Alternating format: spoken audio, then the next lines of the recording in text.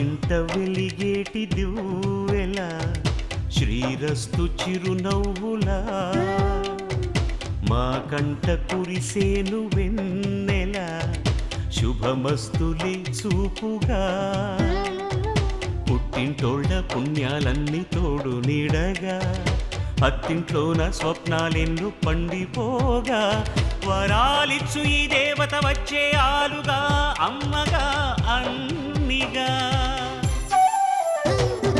మా ఇంట వెలిగేటి దివ్వెల శ్రీరస్తు చిరునవ్వులా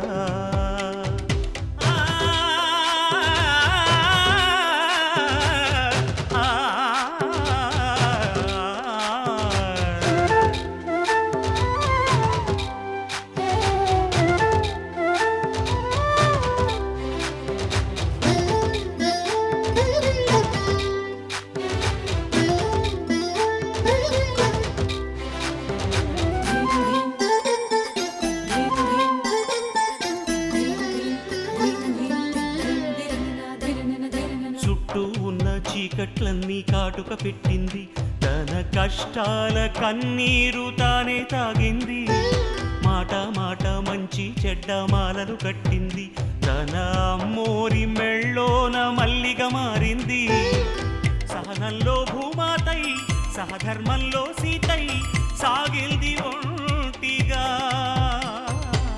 పగలంతా ఇల్లాలై పతి కోరే ప్రియురాలై పండింది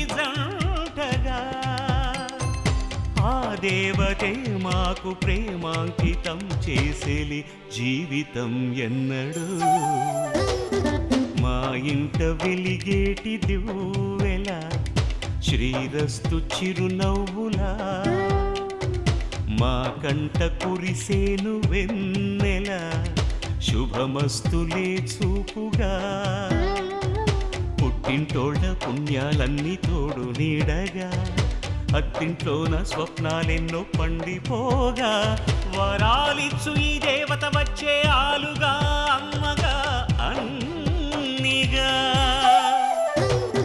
మా ఇంట వెలిగేటి దివ్వెల శ్రీరస్తు చిరునవ్వులా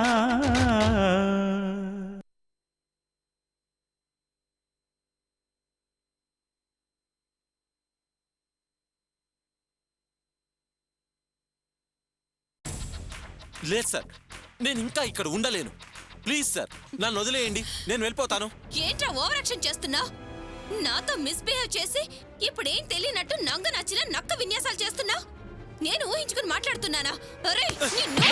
కావ్య, కూల్ డౌన్. అయ్యో మల్స్, వీడు నటిస్తున్నాడు. వీడిని మీరు నమ్ముతున్నారు. I said cool down Kavya. Shut వదులు. ఒరే పాపాత్ముడా, నా భర్త నన్ను నమ్మనంతగా తయారు చేసావు కదరా. నువ్వు బాగుపడవరా, నాశనం అయిపోతావు. నీ నటన బయటపడిన రోజు నీ చాప్టర్ క్లోజ్ రా. Kavya, stop it. అసలు నేనేం పాపం చేశాను? నీకేం అన్యాయం చేశాను? నన్ను ఇలా ఎందుకు వేధిస్తున్నావురా? I said Kavya, cool down.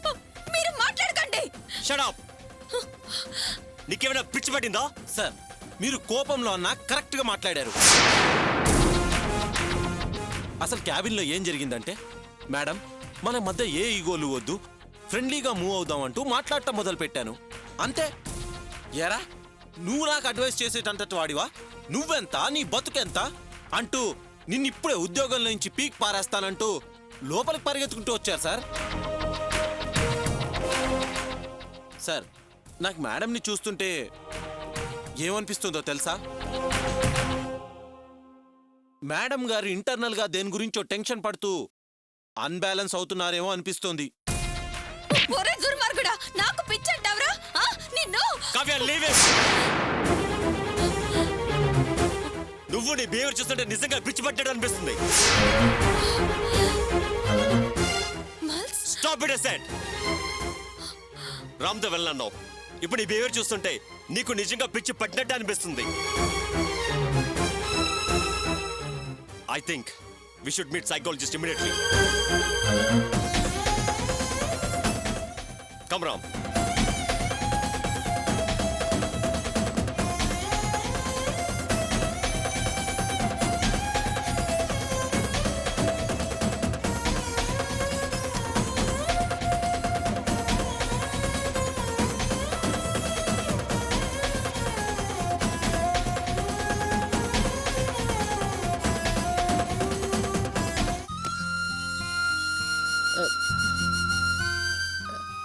రండమ్మా రండి. రా ప్రియా.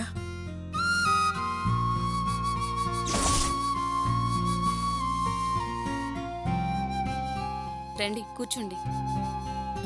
రామ్మా.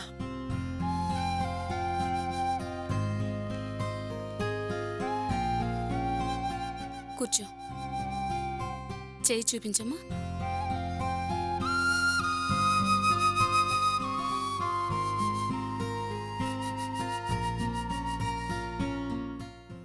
ఎన్నో నెల?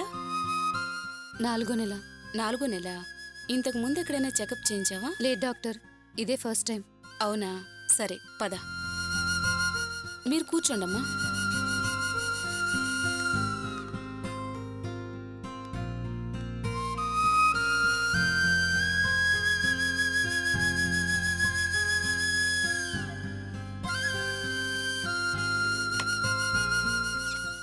కూర్చోమ్మా. ఏం ప్రాబ్లం లేదండి, ఎవ్రీథింగ్ ఈజ్ నార్మల్. అమ్మాయి కాస్త బలహీనంగా ఉంది, మంచి బలమైన ఆహారం పెట్టండి. నీ పేరేంటమ్మా? ప్రియా. భర్త పేరు?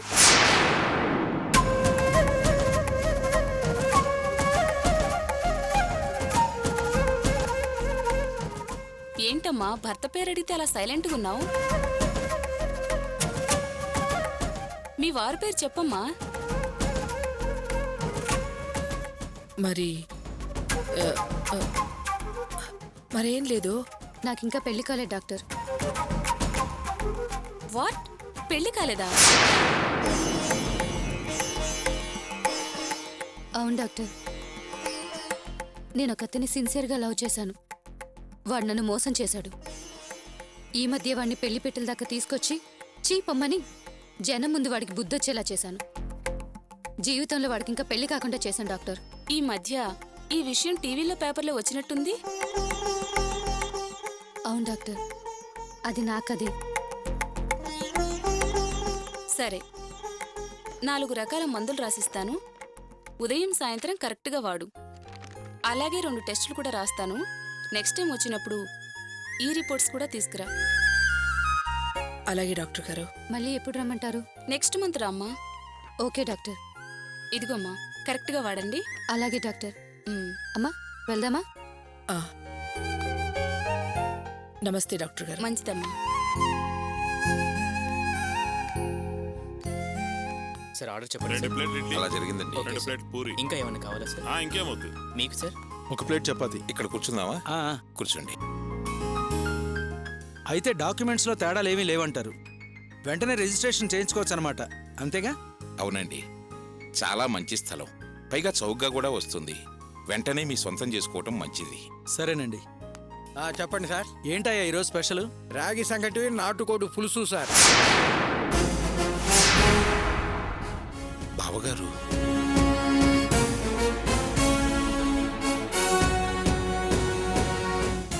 బావగారు, ఏమిటిది? మీరు హోటల్లో సప్లైర్గా పనిచేస్తున్నారా? ఏం చేయమంటారు బావగారు, ఇన్నేళ్లుగా వేస్ట్గా తిని కూర్చుంటూ టైం అంతా వేస్ట్ చేశాను. ఇప్పుడు 4గురికి సప్లై చేసి నా కడుపు నింపుకునే ప్రయత్నం చేస్తున్నాను. మీరు ఇక్కడ పనిచేసే విషయం అల్లుడు గారికి తెలుసా? ఆయన మీరు ఇలా పనిచేయడానికి ఒప్పుకున్నారా? ఏంటి బావగారు, ఏంటి అలా కన్నీరు పెట్టుకుంటున్నారు? ఏం జరిగింది? మా కుటుంబంలో జరిగిన విషయాలు మీకేం తెలియవా బావగారు? తెలియదండి. ఏం జరిగింది? ఎవరి కళ్ళు పడ్డాయో ఏమో, ఈ 2-3 రోజుల్లోనే జరగకూడవన్నీ జరిగిపోయాయి. అసలు ఏం జరిగిందంటే,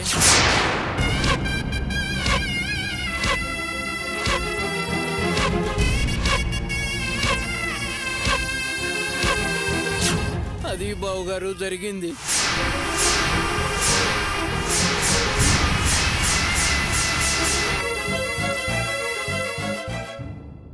భగవంతుడా, ఎందుకయ్యా వాళ్ళని ఇలా కష్టాలు పెడుతున్నావు? అంతా మా నుదిటి రాత, వాళ్ళ దురదృష్టం. అయినా ఈ విషయం మాకెందుకు చెప్పలేదు బావగారు? ఏం చెప్పమంటారు, ఎలా చెప్పమంటారు? అయినా ఇది 4గురికి చెప్పుకునే విషయమా బావగారు? నా కూతురిని పోషించటం కోసం నా చెడ్డ అలవాట్లన్నీ మానేసి దాని బాధ్యత తీసుకున్నాను. అందుకే ఈ సప్లైర్ పని ఎంచుకున్నాను. ఏదో కీళ్ళలో మేలని ఈ హోటల్ ఓనర్ గారు అడగగానే పని ఇచ్చారు. సర్లేండి, ఇప్పుడు మీకేం కావాలో చెప్పండి బావగారు. ఇలాంటి పరిస్థితి వస్తుందని ఏనాడూ ఊహించలేదు. మీరు బాధ్యత లేకుండా తిరిగినప్పుడు మిమ్మల్ని చూసి ఏ రోజూ బాధపడలేదు. కానీ ఇప్పుడు మిమ్మల్ని ఇలా చూస్తుంటే చాలా బాధగా ఉంది బావగారు. నా కోసం మీరు ఇలా బాధపడటం ఏం బాగలేదు. అయినా నేనేం బాధపడలేదే. ఏ పనైనా కష్టపడేటప్పుడు సిగ్గుపడాల్సిన పనే లేదు బావగారు. కష్టపడి పనిచేసి కడుపు నిండా తింటేనే ఆనందం అని మా గోపి అంటూ ఉంటాడు. సరే, మీరు కూర్చోండి. ఓ పెద్దాయనా ఇలా రా. ఒక్క నిమిషం బావగారు. సార్, నే ఇందాకటి నుంచి చూస్తున్నా నువ్వు ఆ టేబుల్ దగ్గర అలాగే ఎత్తుకుపోయావంటయ్యా. నువ్వు ఇవాళ్లే ఉద్యోగంలో చేరావు. ఇలా చేస్తే ఎలాగయ్యా? అందుకే మేము కుర్రాళ్ళం పెట్టుకుంటాం. వాళ్ళైతే చక పరుగెత్తుకుంటూ పనులు చేస్తారు. చూడు, నీ కుటుంబ పరిస్థితి బాగోలేదు, నేను పనిలో పెట్టుకున్నానయ్యా. చూడబోతే ఈ ఉద్యోగం కూడా నువ్వు కుదురుగా చేసేట్లేవు. అయ్యో లేదు సార్. సార్ వారినేమనకండి. వారు మా బావగారు. ఏదో 2 మాటలు మాట్లాడాల్సి వచ్చింది, అంతే. క్షమించండి. అవును సార్, తప్పుగా అనుకోకండి. సర్లే, వెళ్ళి పని చూసుకోవయ్యా. పదండి బావగారు. మీరు కూర్చోండి బావగారు. చెప్పండి సార్. 2 మీల్స్ తీసుకోండి.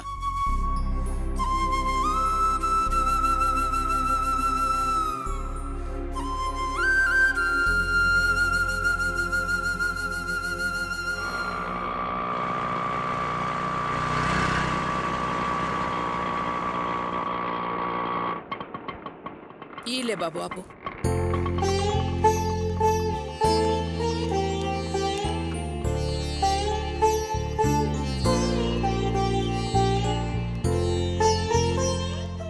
ఏం ప్రియా, తల్లి కూతుళ్ళు ఎక్కడికి వెళ్ళొస్తున్నారు?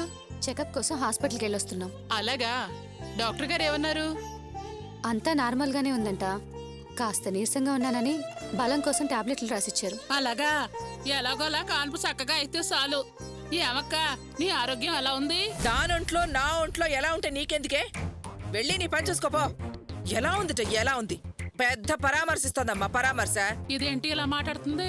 సరే పద, మనకెందుకు. పని పట్ట లేకపోతే సరి. ఎలా ఉంది అని దీర్ఘాలు తీస్తున్నారు. అమ్మా, ఎందుకమ్మా వాళ్ళ మీద విరుచుకుపడతావు? విరుచుకుపడక. అలా వింటూ ఉంటే చివరికి వాళ్ళేమంటారు తెలుసా? ముందు నువ్వు లోపలికి రాడు, పదా.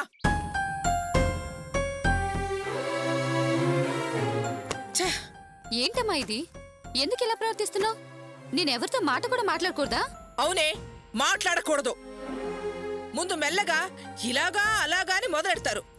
ఆ తర్వాతే ఇలా ఇంకేనాళ్ళు ఇక్కడే ఉంటావు, మెడలో తాళి లేకుండానే బిడ్డని కంటావా, నువ్వు పెంచుతావా, లేకపోతే ఆ బిడ్డ తండ్రికి అప్పగిస్తావా, అది ఇది కాకపోతే ఏ అనాథాశ్రమంలో వదిలేస్తావా అని ప్రశ్నల మీద ప్రశ్నలు వేసి చావు కొట్టి మనిద్దరు చెవులు మూస్తారే.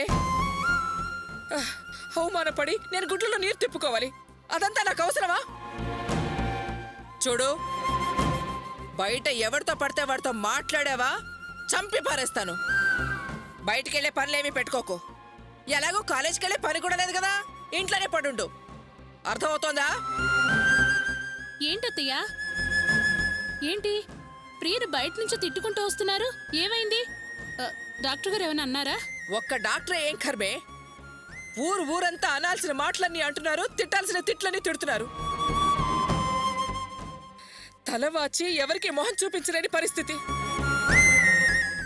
ఒక్కొక్కళ్ళు చూసే చూపులు, అనే మాటలు, తిప్పే మూతులు చచ్చా అనుకుంటేనే అసహ్యంగా ఉంది. మెళ్ళు తాళి లేకుండానే తెల్లవబోతోందా? అవ్వా అని వాడు నోళ్లు మూసుకుంటున్నారు. మనం అయ్యో భగవంతుడా ఏమిటి కర్మ అని తల బాదుకుంటున్నాం. వదిలేండి అత్తయ్య, మావయ్య అన్నట్టు జరిగిందేదో జరిగిపోయింది.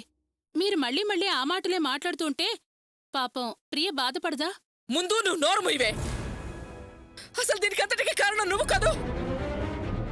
దాని బాధ పెద్ద నీకే తెలిసినట్టు చాలా మాట్లాడుతున్నావే. మగాడు తప్పు చేస్తే దాని గురించి ఎవరు అసలు పట్టించుకోరు. అదే ఆడపిల్ల తప్పు చేస్తే తల్లికే మాయి రోగం ఇలా పెంచి చచ్చిందని నన్ను అంటారే.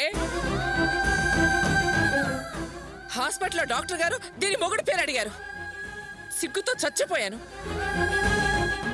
కానీ ఇది మాత్రం అలా జరిగింది ఇలా జరిగింది అని చాలా వివరంగా పెద్ద ఘనకార్యం చేసినట్టు చెప్పింది. మొన్న ఆ మధ్య కమల గుళ్ళో కలిస్తే ఏం కమల బాగున్నావా అని అడగడం పాపం అయిపోయింది. అది తూ అని నా మొహం మీద ఉమ్మడం ఒక్కటే తక్కువైంది. అది నన్నేమడిగిందో తెలుసా? నా కూతురు వెళ్ళిపోయిన రోజు ఎన్ని మాటలు మాట్లాడావు, నేను ఆడపిల్లల్ని కన్నాను, చూడు వాళ్ళని ఎంత గొప్పగా పెంచాను అని తెగ గొప్పలు కొట్టావే. ఈరోజు నీ చిన్న కూతురు చెడు తిరుగులు తిరిగొచ్చింది, ఇప్పుడేమంటావు, మొహం ఎక్కడ పెట్టుకుంటావు అని నా మొహం మీద అడిగిందే. ఆ క్షణం బతుకు మీద విరక్తి కలిగి ఊరేసుకు చచ్చిపోదామనిపించిందే. ఏంటమ్మా, ఏమైంది? ఎందుకు అలా అరుస్తున్నావు? హరవకేం చేయమంటావురా? ఇదిగో ఇది చేసిన పనికి బయట మొహం చూపించలేక ఇంట్లో ప్రశాంతంగా బతకలేక నలిగిపోతున్నాన్రా. బయటికెళ్తే ఎవరు నా వంక మామూలుగా చూసినా, వాళ్ళలో వాళ్ళు మాట్లాడుకున్నా మనల్ని గురించి అనుకుంటున్నారేమోనని మొదలుపడి చస్తున్నాను. దీని మూలంగా నేను అనుభవించే వేదన అంతా ఇంత కాదురా. రోజు ఇలా కుళ్ళి కుళ్ళి ఏడవడం కన్నా ఇది ఎక్కడికైనా వెళ్ళిపోతే ఓ ఏడుపు ఏడ్చి మర్చిపోవడం మంచిదనిపిస్తోందిరా నాకు. మన కూడా ఉండి ప్రాణాలు తీస్తోందిరా ఈ పాపాత్మురాలు. ఒసేయ్, ఇంకా నిల్చున్నావేంటే? లోపల పో.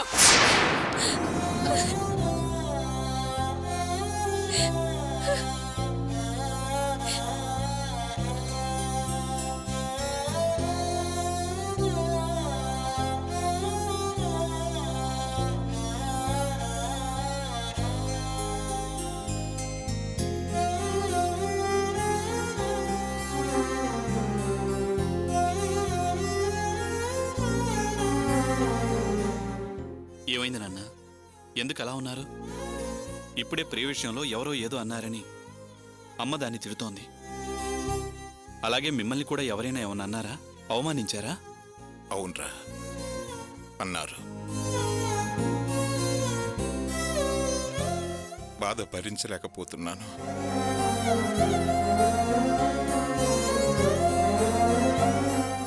అర్చనని అల్లుడు గారిని ఇంట్లో నుంచి బయటకు గెట్టేశారు.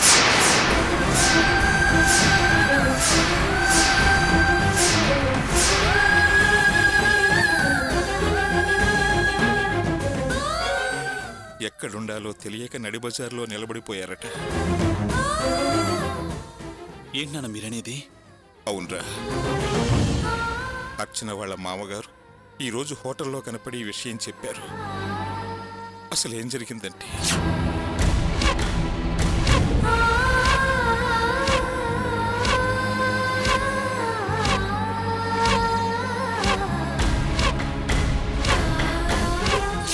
అదిరా జరిగింది.